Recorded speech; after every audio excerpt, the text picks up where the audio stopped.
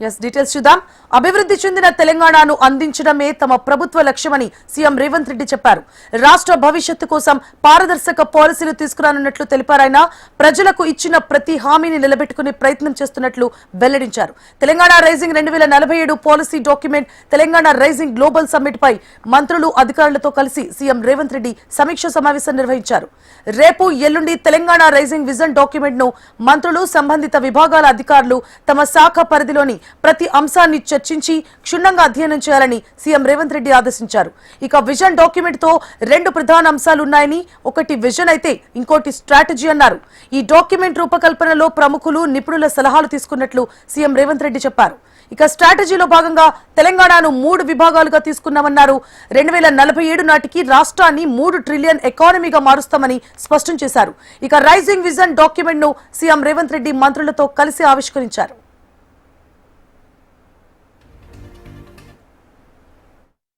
మా ఉత్సవాలు డిసెంబర్ 1 నుంచి డిసెంబర్ 13. ఒక ఆరోగ్యవంతమైన తెలంగాణను అందించాలంటే Telangana means sports, Telangana means tourism, Telangana means business, Telangana means industries, Telangana means nature, Telangana means agriculture, tourism, endowment tourism, health tourism, heritage tourism, ఇవన్నీ కూడా తెలంగాణ పాలసీ డాక్యుమెంట్లో భాగంగా ఈరోజు ముందుకు వెళ్ళాలని మంత్రివర్గం అంతా నిర్ణయించుకున్నది. రేపటి నుంచి కౌంట్ డౌన్ స్టార్ట్ అవుతుంది. ఈ ఉత్సవాలలో, ఈ భవిష్యత్ ప్రణాళికలో మీ అందరి సహకారం ఉండాలి. ప్రపంచ దేశాల ప్రతినిధులకు ఈరోజు మనము ఒక ఆతిథ్యాన్ని ఇవ్వబోతున్నాం. ఎక్కడ ఎలాంటి చిన్న చిన్న చెదురుమదురు సంఘటనలు కూడా జరగకుండా ప్రణాళికబద్ధంగా మనం ఈరోజు వ్యవస్థలను అన్నిటిని కూడా పటిష్టంగా ముందుకు తీసుకెళ్లడానికి నిర్ణయం తీసుకున్నాం. ప్రజాభవన్లో దీనికోసం ఒక కంప్లీట్ వార్ రూమ్ పెట్టినాం. వార్ రూమ్ని స్వయంగా ఉప ముఖ్యమంత్రి గారు పర్యవేక్షిస్తున్నారు. అధికారులతో పాటు ఐఎస్బికి సంబంధించిన వాళ్ళు, నీతి ఆయోగ్కి సంబంధించిన వాళ్ళందరూ కూడా ఇందులో భాగస్వాములు ఉన్నారు. ఈరోజు నేను ఒకటే మాట చెప్పదలుచుకున్నా. మాకు role model China, Japan, Germany, South Korea and Singapore. ఆ దేశాలు వేగంగా ఎలా అభివృద్ధి చెందినాయి, ప్రపంచ దేశాలలో బలమైన ఆర్థిక వ్యవస్థగా China, Japan, Germany, South Korea and Singapore ఏ విధంగా రాణించినాయో వాళ్ళనే ఆదర్శంగా తీసుకుంటున్నాం. వాళ్ళతోనే పోటీ పడదలుచుకున్నాం. మా పోటీ పక్క రాష్ట్రం ఆంధ్రప్రదేశ్, కర్ణాటకనో, తమిళనాడో, ఇంకో రాష్ట్రమో కాదు. మా పోటీ అభివృద్ధి చెందిన దేశాలే. China, Japan, German, Singapore, South కొరియాతో మేము పోటీ పడదలుచుకున్నాము. వాళ్ళనే ఆదర్శంగా తీసుకుంటున్నాం. వాళ్ళతోనే పోటీ పడదలుచుకున్నాం. ఆయా దేశాల నుంచి కూడా పెట్టుబడులను ఆకర్షించదలుచుకున్నాము. మేము తెలంగాణలో పెట్టుబడులు పెట్టకపోతే భవిష్యత్తులో ఏదో కోల్పోతామని ఆ దేశాల్లో ఉండే బడా పారిశ్రామికవేత్తలను, పెద్ద పెద్ద పరిశ్రమలను కూడా ఆకర్షించి తెలంగాణకి తీసుకురాబోతున్నాము. దానికి మీ అందరు సహకారం ఉండాలి. ఒక పాజిటివ్ అప్రోచ్తో మనందరం కలిసి భవిష్యత్తు ప్రణాళికకు, ఈ తెలంగాణ రైజింగ్ 2047 పాలసీ డాక్యుమెంట్కు మీ అందరు సహకారం ఉండాల్సిందిగా ఆశిస్తూ. తెలంగాణలో కాంగ్రెస్ ప్రభుత్వం అధికారంలోకి వచ్చి 2 ఏళ్లు పూర్తయిన సందర్భంగా రాష్ట్ర వ్యాప్తంగా ఉత్సవాలు నిర్వహించాలని నిర్ణయించినట్లు డిప్యూటీ సీఎం భట్టి విక్రమార్క తెలిపారు. డిసెంబర్ 1వ తేదీ నుంచి 9వ తేదీ వరకు ఉమ్మడి జిల్లాలో నిర్వహించే వారోత్సవాల్లో సీఎం రేవంత్ రెడ్డితో పాటు మంత్రులు, ప్రజాప్రతినిధులు పాల్గొంటారని చెప్పారు. మొదటి రోజు డిసెంబర్ 1వ తేదీన మహబూబ్ నగర్ జిల్లా మక్తల్ నుంచి ప్రజాపాలన వారోత్సవాలు ప్రారంభించడం జరుగుతుందన్నారు. ఇక డిసెంబర్ 2వ తేదీన ఖమ్మం జిల్లా కొత్తగూడెంలో, 3వ తేదీన హుస్నాబాద్ లో, 4వ తేదీన ఆదిలాబాద్, 5వ తేదీన నల్గొండ జిల్లా దేవరకొండ, 6, 7 తేదీల్లో ఉస్మానియా యూనివర్సిటీలో నిర్వహించే ఉత్సవాల్లో పాల్గొంటారని భట్టి విక్రమార్క తెలిపారు. డిసెంబర్ 8, 9 తేదీల్లో ఫ్యూచర్ సిటీలో గ్లోబల్ సమ్మిట్ నిర్వహించడం జరుగుతుందని చెప్పారు. ఇదే వేదిక ద్వారా తెలంగాణ రైజింగ్ విజన్ 2047 డాక్యుమెంట్ విడుదల చేస్తామని వెల్లడించారు. ఇక గ్లోబల్ సమ్మిట్ లో ప్రపంచ వ్యాప్తంగా ప్రముఖ దిగ్గజాలు పాల్గొంటారని భట్టి తెలిపారు. డిసెంబర్ 9తో 2 సంవత్సరాలు పూర్తి చేసుకున్నటువంటి సందర్భంగా ఈ సెలబ్రేషన్స్ లో భాగంగా డిసెంబర్ 1వ తారీఖు నుంచే రాష్ట్ర వ్యాప్తంగా పాత ఉమ్మడి జిల్లాలకు సంబంధించిన ఒక్కొక్క జిల్లాలో ఒకరోజు ఉత్సవాల్ని ప్రారంభించుకొని ఆ కార్యక్రమాన్ని మొదలుపెట్టే విధంగా ఒక ప్రణాళిక తయారు చేయడం జరిగింది. అందులో భాగంగా ముందుగా మహబూబ్ నగర్ జిల్లా మక్తల్లో 1 డిసెంబర్ 2 PM to 4 PM అక్కడ ఈ కార్యక్రమం పెద్ద ఎత్తున మొదలు కాబోతా ఉంది. అలాగే డిసెంబర్ 2న ఖమ్మం ఉమ్మడి జిల్లాలో కొత్తగూడెంలో పెద్ద ఎత్తున అక్కడ సెలబ్రేషన్స్, ఒక ప్రభుత్వానికి సంబంధించినటువంటి కార్యక్రమంతో పాటు సెలబ్రేషన్స్ కూడా జరగబోతా ఉంది. సమయం 2 గంటల నుంచి 4 గంటల వరకు సాయంత్రం. అట్లాగే కరీంనగర్ జిల్లాలో హుస్నాబాద్లో 3 డిసెంబర్ 2 గంటల నుంచి 4 గంటల వరకు కార్యక్రమం జరగబోతా ఉంది. ఆదిలాబాద్ జిల్లాలో, ఉమ్మడి ఆదిలాబాద్ జిల్లాలో ఆదిలాబాద్ హెడ్ క్వార్టర్స్లో 4th డిసెంబర్ 2 గంటల నుంచి 4 గంటల వరకు ఈ ఉత్సవాలు జరగబోతా ఉన్నాయి. వరంగల్ ఉమ్మడి జిల్లాలో నర్సంపేటలో 5th డిసెంబర్ 2 గంటల నుంచి సాయంత్రం 4 గంటల వరకు కార్యక్రమం జరగబోతా ఉంది. ఉమ్మడి నల్లగొండ జిల్లాలో దేవరకొండలో 6th డిసెంబర్ 2 గంటల నుంచి 4 గంటల వరకు ఈ కార్యక్రమం జరగబోతా ఉంది.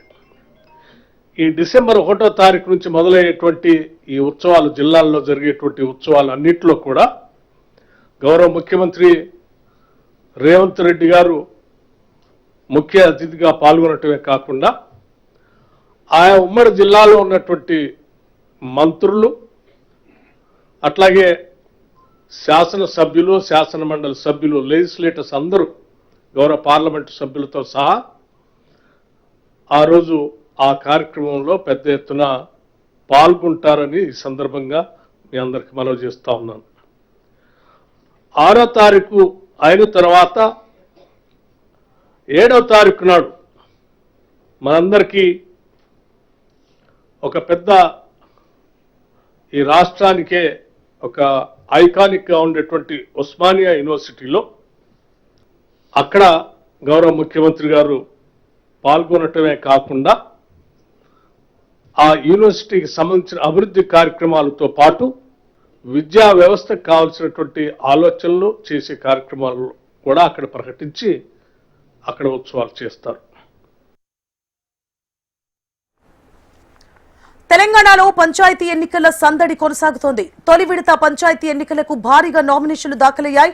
3 రోజుల పాటు నామినేషన్లు స్వీకరించారు. గ్రామాల్లో ఏకగ్రీవాలు ఊపందుకున్నాయి. తొలి విడతలో 189 మండలాల్లోని 4236 సర్పంచ్ స్థానాలకు, 37440 వార్డు సభ్యుల స్థానాలకు ఎన్నికలు నిర్వహించనున్నారు. ఇక సర్పంచ్ పదవులకు 25654 మంది నామినేషన్లు దాఖలు చేయగా 70596 మంది వార్డు సభ్యుల స్థానాలకు నామినేషన్లు దాఖలు చేశారు. మరోవైపు 2వ విడత ఎన్నికలకు సంబంధించి నామినేషన్ల స్వీకరణ కొనసాగుతోంది.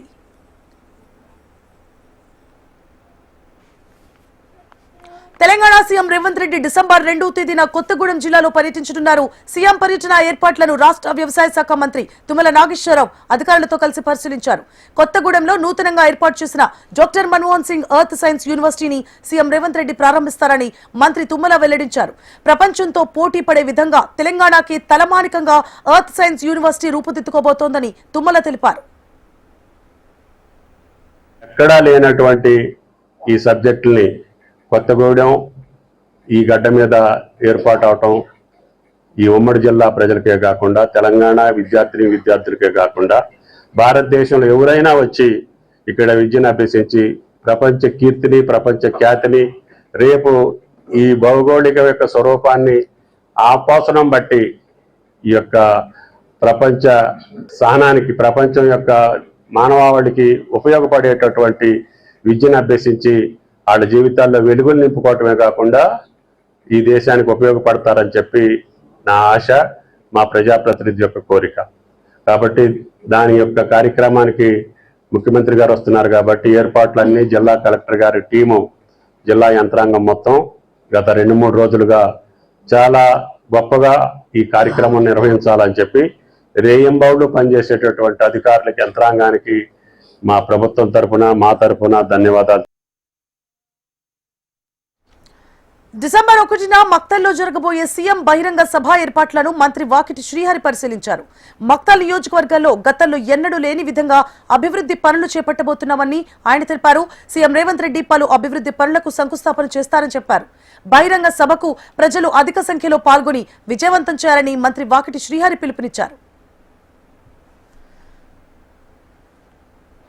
ఒక రాష్ట్ర ముఖ్య నాయకులంతా కూడా ఎప్పుడైనా మా అభ్యర్థిని ఎమ్మెల్యేగా గెలిపించండి లేకుంటే ఎంపీగా గెలిపించండి అనేటువంటి సందర్భంలోనే ఇక్కడికి వచ్చారు తప్ప గెలిపించిన తర్వాత మళ్ళా అభ్యర్థి నియోజకవర్గానికి వచ్చి గెలిచిన ఎమ్మెల్యే దగ్గరకు వచ్చి ఇదో మీరు నా మాట విన్నందుకు నేను గెలిపించిన ఈ ఎమ్మెల్యే గారికి ఈ నియోజకవర్గంలో ఈ పనులు ఇస్తా ఉన్నని చెప్పిన సందర్భం మక్తల్ చరిత్రలో ఇది మొదటిసారి నేను అనుకుంటున్నా. మరి ఆ రోజు 2023 డిసెంబర్లో వచ్చి ఎల్లమ్మకుంటలో జరిగినటువంటి మీటింగ్లో మా శ్రీహరిని గెలిపించండి, ఖచ్చితంగా నియోజకవర్గాన్ని అభివృద్ధి చేసే బాధ్యత నాది అని గట్టిగా చెప్పినటువంటి మన ప్రియతమ ముఖ్యమంత్రి గారు ఆ మాటను నిలబెట్టుకొని ఈరోజు మక్తల్ నియోజకవర్గంలో ఊహించని విధంగా కనివిని ఎరగని విధంగా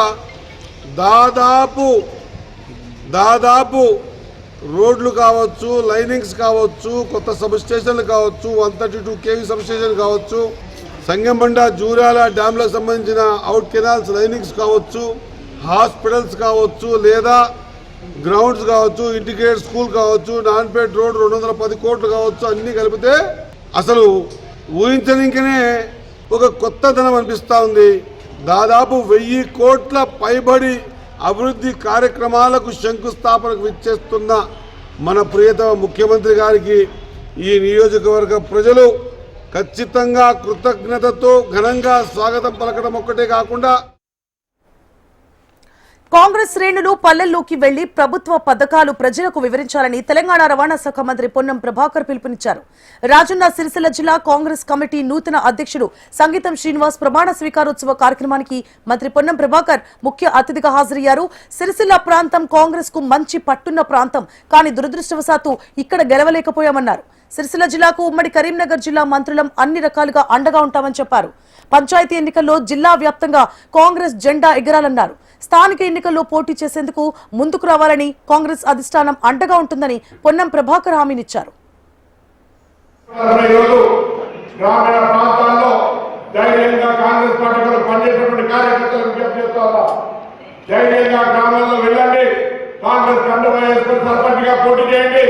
ప్రజలకు చెప్పండి, కాంగ్రెస్ పార్టీ ఈ రోజు 2 సంవత్సరాల అధికారంలోనే అనేక కార్యక్రమాలు చేయగలిగిన భవిష్యత్తులో మిగిలిపోయిన కార్యక్రమాలు చేస్తామని ధైర్యంగా చెప్పగలిగినటువంటి పరిస్థితిని కాంగ్రెస్ ప్రజాపాలన ప్రభుత్వం కలిగించింది. ఈ రోజు మీరు గ్రామం చేసి వెళ్ళడానికి అవసరమైన ఉచిత బస్సులు మహిళలకు కలగడం జరిగింది. 10 సంవత్సరాలుగా రేషన్ కార్డు రేషన్ కార్డు ఇచ్చి వాళ్ళందరికీ సన్న బియ్యం ఇచ్చే కార్యక్రమాన్ని తీసుకుంది. పేద ప్రజలు ప్రతి నెల రాగానే 200 యూనిట్లకు కరెంటు కట్టుకోవాలని పరిస్థితుల్లో 200 యూనిట్ల కరెంటు ఫ్రీ ఇచ్చింది. 10 సంవత్సరాలు ఆ కోట శ్రీనివాసరావు గారి ఆ కోడి కట్టేసి కింద తిన్నట్టుగా డబల్ బెడ్రూమ్ కళ ఉంటే ఇవాళ నియోజకవర్గానికి 3500 ఇల్లు ఇచ్చి ఇలా మన ప్రభుత్వం ఈ కార్యక్రమాలు తీసుకుంది. వడ్డీ లేని రుణాలు, అదేవిధంగా రైతుల రుణమాఫీ, రైతులకు బోనస్, ఈ విధంగా అనేక కార్యక్రమాలు చేయడంతో పాటుగా తెలంగాణ వ్యాప్తంగా ప్రస్తుతం గ్రామ పంచాయతీ సర్పంచ్ ఎన్నికలు జరుగుతున్నాయి. కొన్ని గ్రామాల్లో వేలంపాటలు, బలవంతపు ఏకగ్రీవాలు జరుగుతున్నాయనే సమాచారం తనకు అందిందని మంత్రి జూపల్లి కృష్ణారావు తెలిపారు. ఇలాంటి చర్యలు ప్రజాస్వామ్యానికి, ప్రజల స్వేచ్ఛకు, చైతన్యానికి విరుద్ధమని స్పష్టం చేశారు. ప్రజాస్వామ్యాన్ని అపహాస్యం చేస్తే సహించేదే లేదని తెలిపారాయన. ప్రజల కష్ట సుఖాల్లో పాలు పంచుకుని ప్రజలకు సేవ చేసి తద్వారా ప్రజలు ఏకగ్రీవైనకుంటే వేరు. కానీ నాకు డబ్బు ఉంది కదని అహంకారంతో, డబ్బు బలంతో ఈ యొక్క పదవులు కొనుగోలు చేస్తుంటే నా దృష్టిలో వాళ్ళు ప్రజాస్వామిక వాదులు కాదు, వాళ్ళు మనుషులే కాదు. ఆనాడు భారతదేశానికి స్వాతంత్ర్యం తెచ్చినటువంటి మహనీయులు కాదు. ఆ భారత సంగ్రామంలో ఆనాడు ఉన్నటువంటి దేశ స్వాతంత్రం కోసం పోరాడి ప్రాణత్యాగం చేసే వాళ్ళందరూ ఉన్నారు. అంటే ఈ విధంగా అమ్ముడుపోవడానికి తెచ్చింది వాళ్ళ దేశానికి స్వాతంత్రం. మన తెలంగాణ రాష్ట్రాన్ని కూడా వందలాది మంది బిడ్డలు ప్రాణత్యాగం చేసింది. ఎందుకోసం? వాళ్ళు కూడా బతికలేకపోతారు. ఏదో విధంగా అరే మా చావుతో తెలంగాణ రావాలి, ప్రజాస్వామ్యం పరిడ వెళ్ళాలి, ప్రజల కష్టాలు దూరం కావాలి, ఒక స్వచ్ఛమైనటువంటి పరిపాలన ఉండాలి, పాలకులు కూడా పాలకులైనా ఇలా ప్రజాప్రతినిధులు. ఏఐసీసీ అగ్రనేత రాహుల్ గాంధీకి బీఆర్ఎస్ వర్కింగ్ ప్రెసిడెంట్ కేటీఆర్ బహిరంగ లేఖ రాశారు. సీఎం రేవంత్ రెడ్డి ప్రవేశపెట్టిన Hyderabad industrial land transformation policy స్వతంత్ర భారతదేశంలో అతిపెద్ద భూ కుంభకోణాల్లో ఒకటని ఆరోపించారు. ఇక భూ కుంభకోణంలో రాహుల్ గాంధీ మౌనం ఆమోదానికి సంకేతమన్నారు. రాహుల్ గాంధీ స్పందించుకుంటే అవినీతిలో భాగస్వామ్యం ఉన్నట్లే అంటూ పేర్కొన్నారు. కాంగ్రెస్ ప్రభుత్వం ప్రజల ఆస్తిని ఏటీఎంగా మారుస్తుంటే చూస్తూ ఊరుకోబన్నారు. ఇక తెలంగాణ ప్రజల ఆస్తులను కాపాడాలన్నారు. తన బహిరంగ లేఖకు రాహుల్ గాంధీ సమాధానం ఇవ్వాలని కేటీఆర్ డిమాండ్ చేశారు. Welcome back. రేపు ఏలూరు జిల్లాలో ఏపీ సీఎం చంద్రబాబు పర్యటించనున్నారు. గోపీనాథపట్నంలో పంపిణీ కార్యక్రమాల్లో పాల్గొంటారు ఆయన. అర్హులకు చంద్రబాబు ఎన్టీఆర్ భరోసా పెన్షన్ ను అందజేయనున్నారు. పెన్షన్ల పంపిణీ తర్వాత చంద్రబాబు ఉంగుటూరు మండలం గొల్లగూడలో జరిగే క్యాడర్ మీటింగ్ లో పాల్గొంటారు. అనంతరం అమరావతికి తిరిగి బయలుదేరతారు.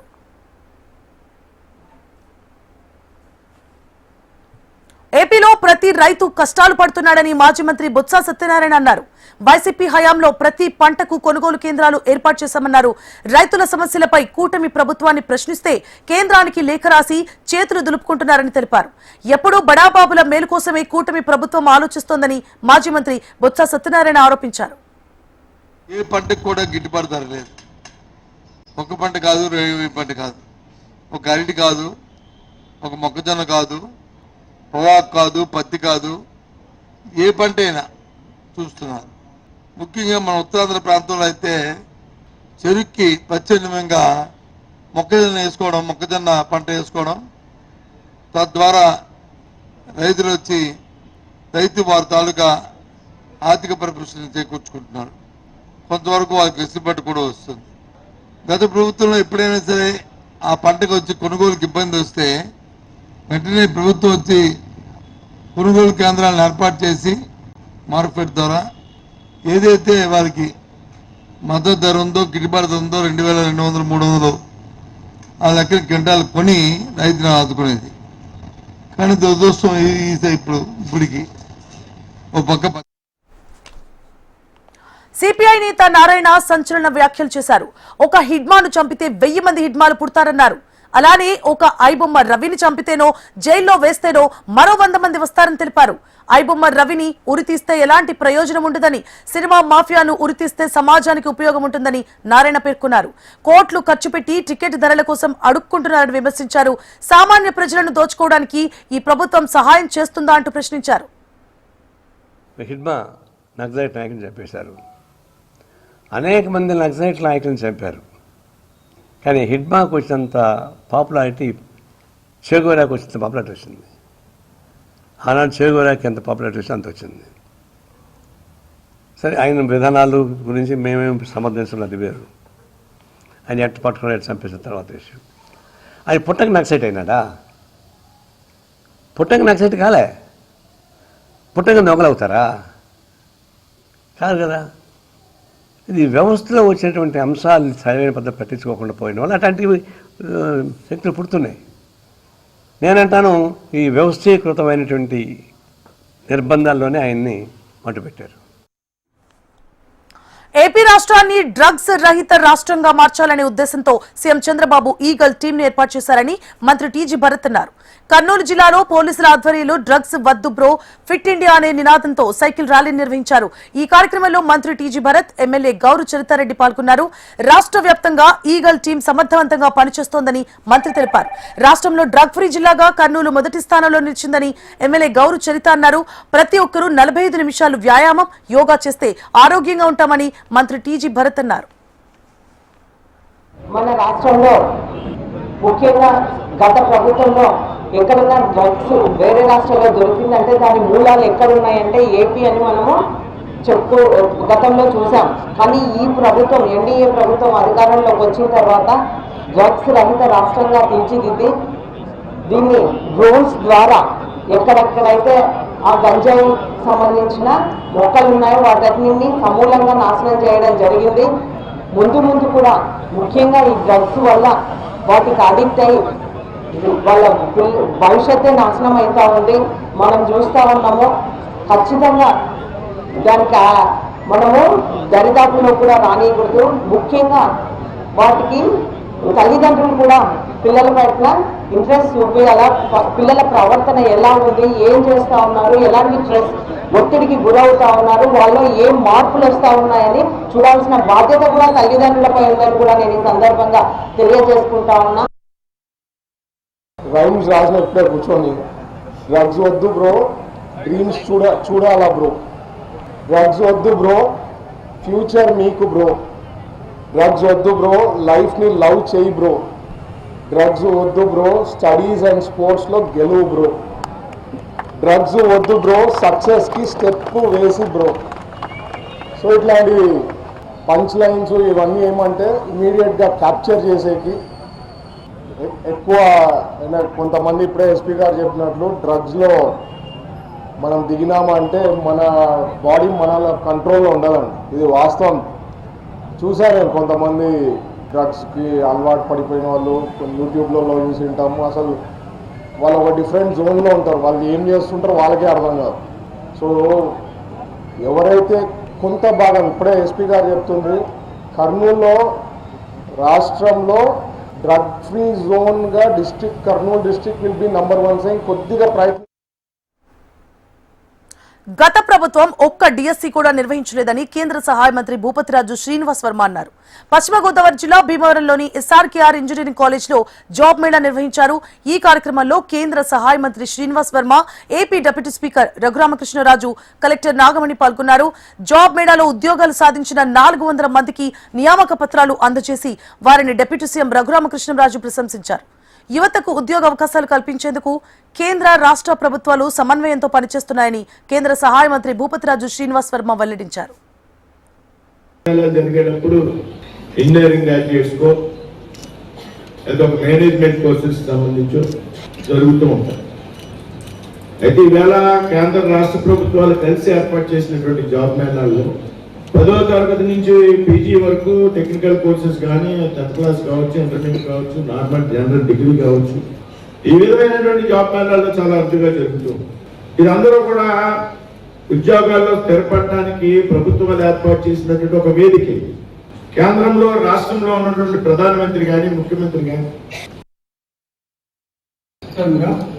ఉద్యోగాలు వస్తాయని అది ప్రభుత్వ లక్ష్యం.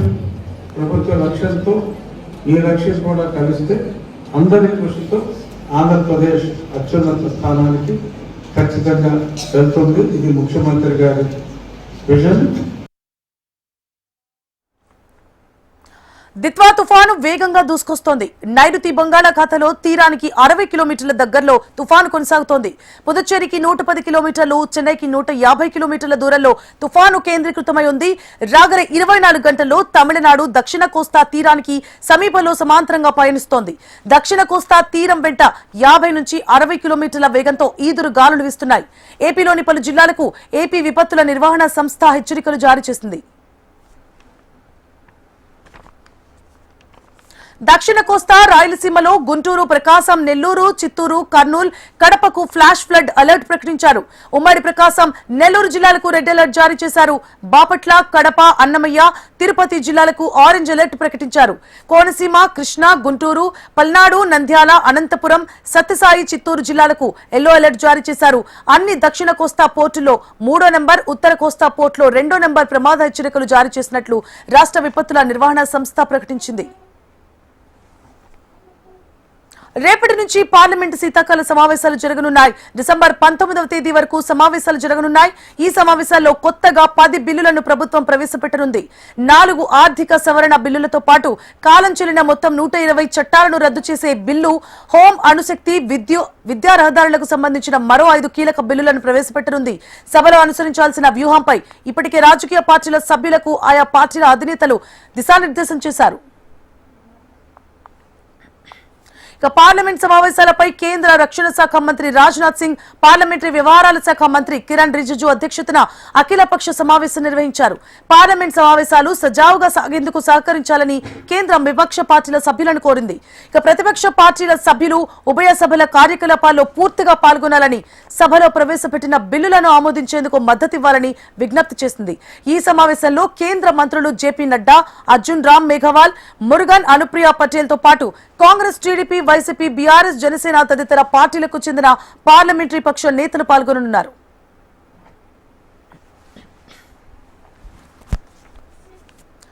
ఓటర్ల జాబితా సవరణ క్లీన్ ఆప్ కోసం చేపట్టిన స్పెషల్ ఇంటెన్స్ రివిజన్ గడువును ఈసీ పొడిగించింది. అనుకున్న దాని ప్రకారం డిసెంబర్ 4న ఓటర్ల జాబితా సిద్ధం కావాల్సి ఉండగా తాజా డిసెంబర్ 11న సిద్ధం చేయనుంది. ఇక గడువు పొడిగింపు నేపథ్యంలో ఆయా రాష్ట్రాలు, కేంద్రపాలిత ప్రాంతాల్లో డిసెంబర్ 9న విడుదల చేయాల్సిన ముసాయిదా ఓటర్ల జాబితాను డిసెంబర్ 16న విడుదల చేయనున్నారు. కాగా ఫిబ్రవరి 14న తుది ఓటర్ల జాబితాను ఈసీ ప్రకటించింది.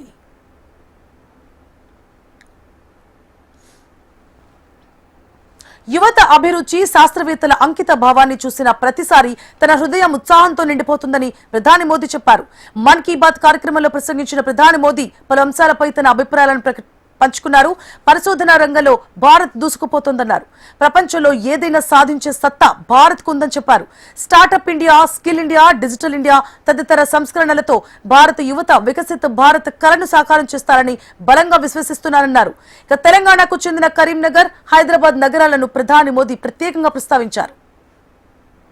फॉर लोकल की भावना को देश के करोड़ों लोगों ने अपने जीवन का हिस्सा बना लिया है.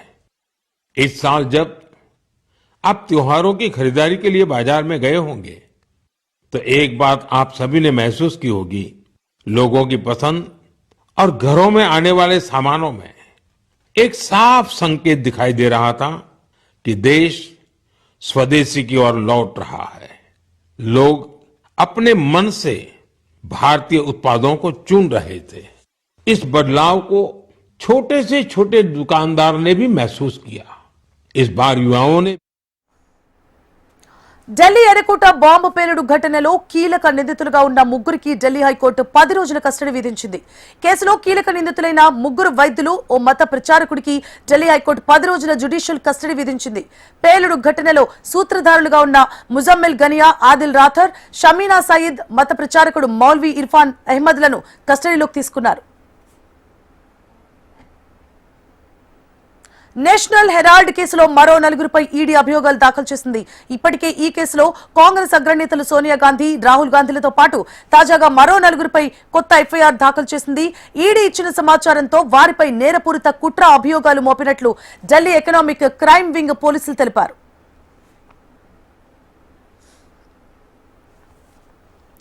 ఫిలిప్పీన్స్ రాజధాని మనీలాలో అవినీతి వ్యతిరేక నిరసన చేపట్టారు. అవినీతి కుంభకోణంలో చిక్కుకున్న అగ్రశ్రేణి చట్టసభ సభ్యులు, అధికారులపై త్వరగా విచారణ జరపాలని వేలాది మంది డిమాండ్ చేశారు.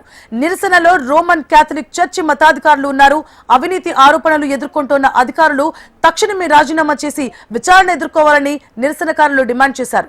భీకర వరదలు, విపరీతమైన వాతావరణ పరిస్థితులను ఎదుర్కొంటున్న దేశంలో లోపభూయిష్టమైన వరద నియంత్రణ ప్రాజెక్టులో భారీ అవినీతిపై ప్రజలు ఆగ్రహం వ్యక్తం చేశారు. అధ్యక్షుడు ఫెర్డినాండ్ మార్కోస్ నిరసనలను నియంత్రించడానికి ప్రయత్నించారు. అవినీతి ఆరోపణలు ఎదుర్కొంటున్న వారిలో 37 మంది సెనేటర్లు, కాంగ్రెస్ సభ్యులు ఉన్నారని, క్రిస్మస్ నాటికి వారందరినీ జైల్లో పెట్టిస్తారని నిరసనకారులకు అధ్యక్షుడు మార్కోస్ హామీనిచ్చారు. ఇవి బులెటిన్ అప్డేట్స్. మరిన్ని అప్డేట్స్ మళ్ళీ కలుద్దాం. Stay tuned to HM TV.